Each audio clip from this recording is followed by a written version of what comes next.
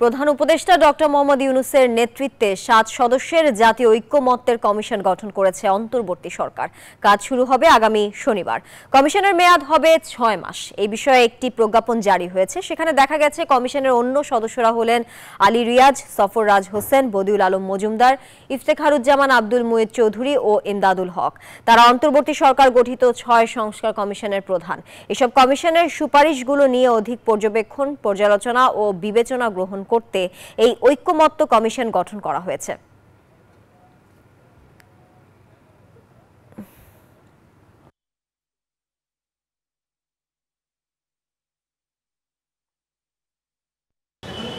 তানি, আপনাকে ধন্যবাদ। ঐক্যমত্যের সরকার কাজ করবে 15 তারিখ থেকে, অর্থাৎ শনিবার থেকে কাজ শুরু করবে তারা।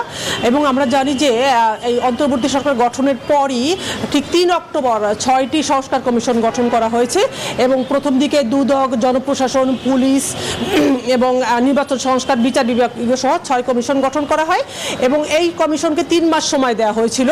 তারা 3 মাস সময় 4টি কমিশন সুপারিশ জমা দিল।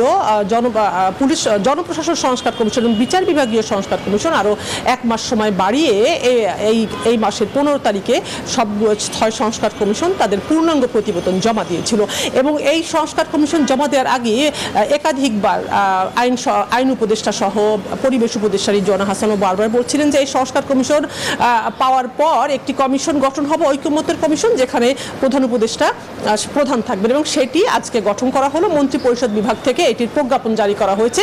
প্রধান উপদেষ্টাকে প্রধান করে 7 সদস্যের এই প্রজ্ঞাপন কমিটি গঠন করা হলো, যারা আগামী 6 মাস তারা পর্যন্ত কাজ করবে। এরপরে প্রতিবেদন জমা দিবেন এবং রাজনৈতিক দলগুলোর সাথে তারা আলোচনা করবেন এই কমিশন কি করবে পরবর্তীতে নির্বাচন সংক্রান্ত বিষয়। তানিয়া।